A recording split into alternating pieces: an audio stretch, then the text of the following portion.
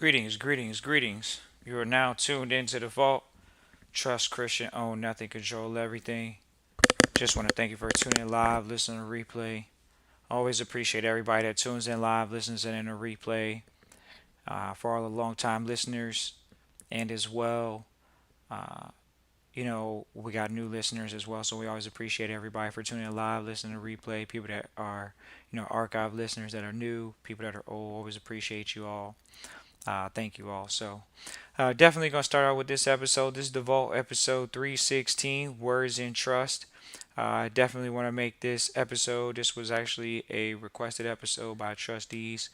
Something that's always been a requested topic for more words, more vocabulary to digest. And this just comes from either a birthing or not knowing of legalese and being birthed into legalese. Once you are aware of the language, you can speak it fluently. And then once it's more of a archetype actually, which is interesting in actual language and syntax, where you pretty much have a language base that pretty much has it's not necessarily a specific industry, but it is very industry specific when you're talking about lawyers and having conversations with business people that are of the caliber where you're speaking about these different words. When you even start hearing a lot of acronyms, where people have to speak on an acronym basis and not even just on a word basis anymore, where you see the environment where people are speaking on acronyms and things of that nature. So I definitely want to do this episode. It's a highly requested episode by trustees. This is the Vault episode 316, Words in Trust.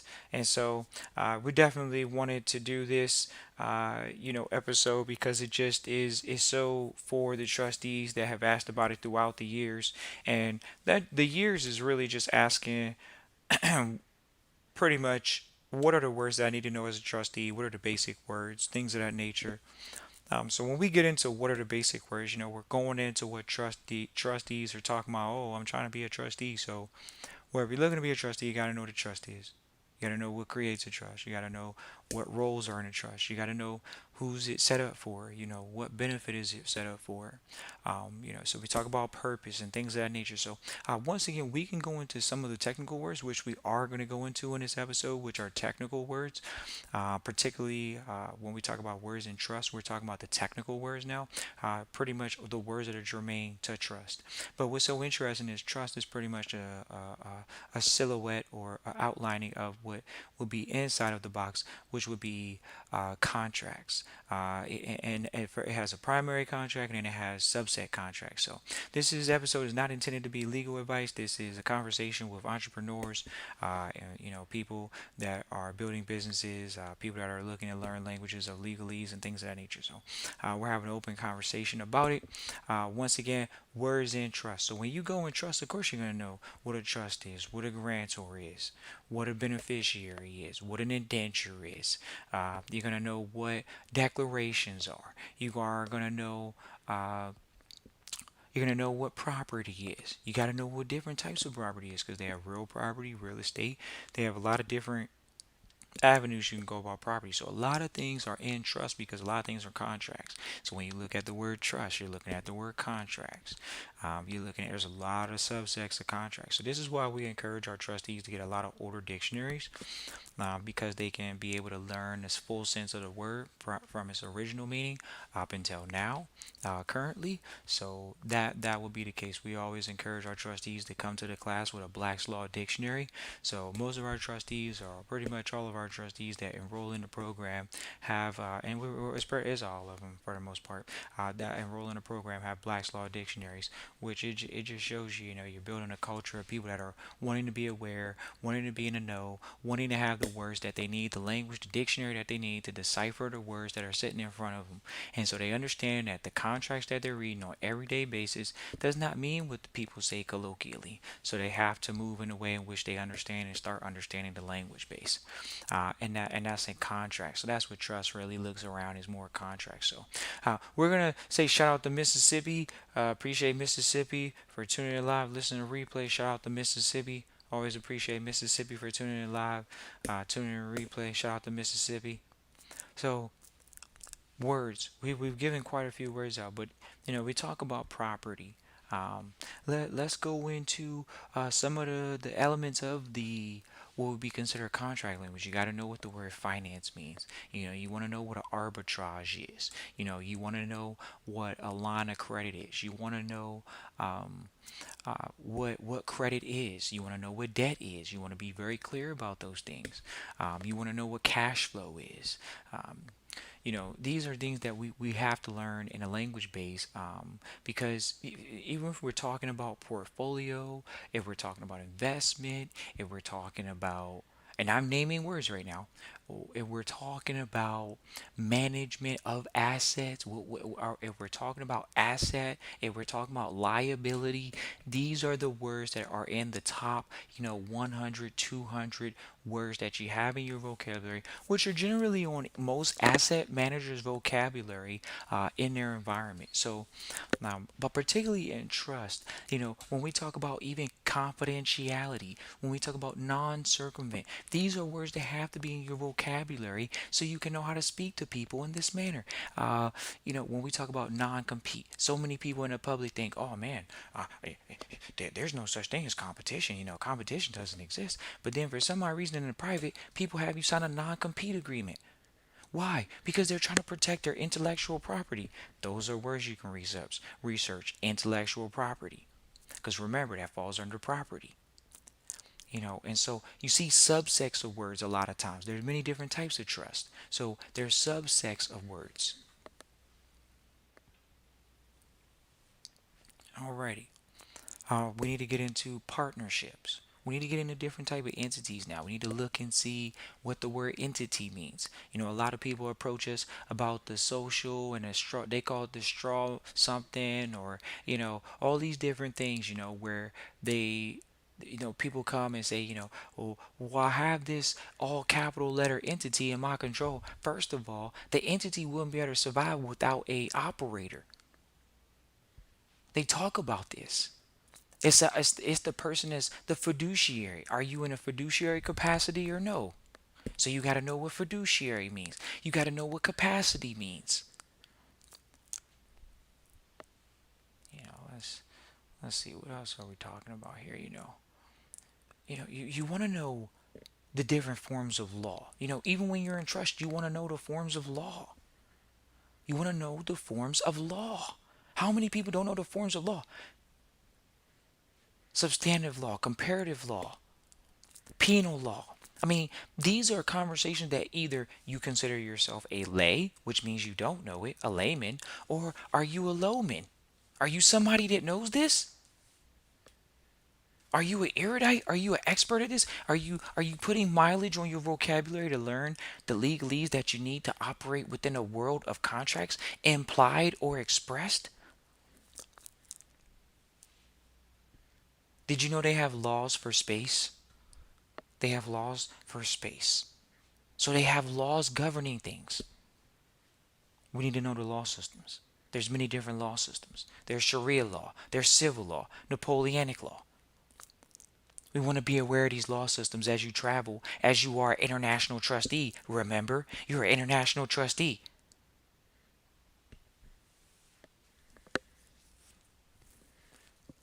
So we're very aware of being conscious of the words as trustees and trustee training. We go down to the basic words like of, for. When you think about the word comply, and then, so many people come to us with the UCC conversation, which is Uniform Commercial Code, which deals with contracts. We could almost call it the Uniform Contract Code, but they call it the Uniform Commercial Code. And what's so interesting, though, is so many people still don't know how to operate in that position as a trustee, but a lot of people are looking to utilize the contract code. It's like, what are you doing? A lot of people are utilizing the UCC, and it is valuable. A lot of people do use it and are very successful with this process. But we're talking about either you're doing it from a vigilante perspective, or you're doing it from a perspective of you're getting revolving lines of credit through unlimited lines of credit pretty much through lines of credit contracts from banks and the entity itself. See, we understand and see the positives of utilizing the UCC contracts, governance laws, and things of that nature on the public side because those are the things that generally are governing securities on the public side. So once again, we're gearing words, securities. When you get in trust, you're talking securities. Why? Because most of your 401ks, most of your IRAs are all held in a memorandum, a mandate. These are words once again, a memorandum, a mandate, something that you are literally going to have to adhere to a document. It's like a trust. But it is a trust. They give you a dividend disbursement. You got to know what a dividend is. We were talking to a senior the other day about what dividends are. And, the average person doesn't know what a dividend is. The average person doesn't know what an annuity is. These are basic conversation pieces in a financial environment because when you're in there, they're not using these words anymore. They're actually using acronyms. They have things like, here we go, GP. Are people familiar with GPs? That's what they say, a GP. If you don't know what GP means, you're going to be out of the game. Why? Because they're using it all the time. GP means general partnership. Okay, they're saying JVs. What's a JV? A JV is a joint venture. Well, they're saying, okay, now we're using these SPACs. What's a SPAC? A special purpose acquisition company. They are using these words in conversation in financial environments right now. So when we talk about what is a word in trust or words in trust, we can see that there is a reason and a need for you to learn a language. Because it deals with your everyday financial education. See, the law deals with your financial education. That's all you're missing. When people say, oh, I'm missing a financial education, I wasn't born into wealth. I mean, we were talking to someone earlier because they're privileged. They were born into wealth. Think about their perspective. It's completely different.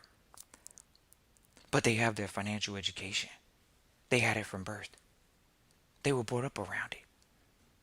They only think about entrepreneur ventures. They only know how to go get loans and banks from the credit, for loans from the bank. Their parents were smart enough to build credit on their children while they were growing up. So now your name is worth something. Now the name is worth something.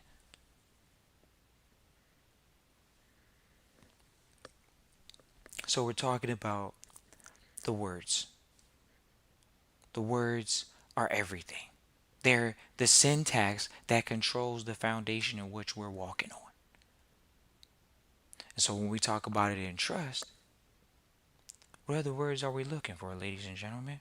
Are we looking for a transfer? Are we looking for an exchange? Are we looking for a conveyance? Are we looking for a gift? You know how many people have talked to me about these things called a gift? Did you know there's a thing called a gift tax? Did you know that? Do you know what the word capital means? And people say, oh, they have these bad relationships with money. Do you know what money means? People call it legal tender. Some people say it's public and private. There's different type of thought process. They got the securities are considered to be money. So when we get into this term, things get real convoluted. But you got to be aware of that. So when you saying that you're receiving money, you got to be aware of that.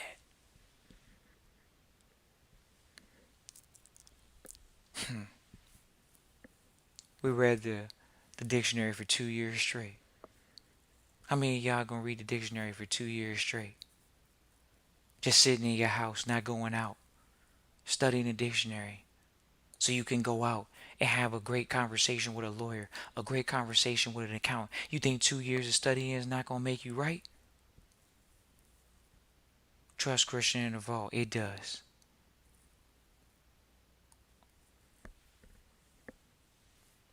That's what you gotta do. You gotta study.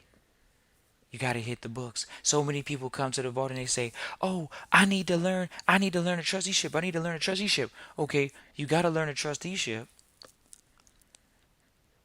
but did you learn part of the language yet? To be able to speak to the lawyers, the accountants, the banks? Do you have a sound financial education? If you don't have a sound financial education, how do you speed up that learning curve? You got to read. You got to learn the definition of the words so you can have that conversation and have a financial conversation with a financial person. That's what we're talking about. having a financial conversation, having a trust conversation as a trustee. See, beneficiaries have no control. Trustees do. Trust Christian know not to control everything.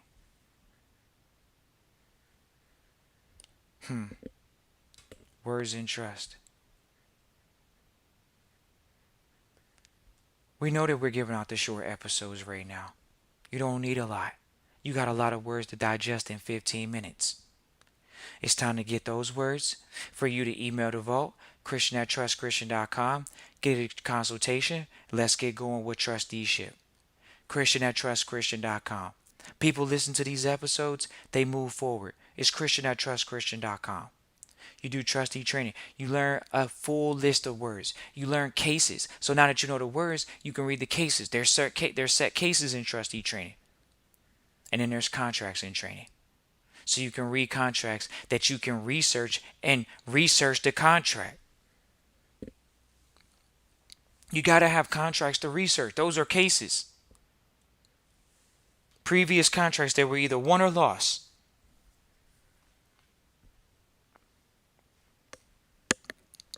Appreciate everybody for tuning in live, listening to replay. Christian at trustchristian.com. We're going to keep bringing out some of these episodes like this, more on the shorter tip, but at the same time, we're still making it a point to bring power-packed episodes because it is about your words. Make it a point to hit the dictionary. Those words will lead you to other words.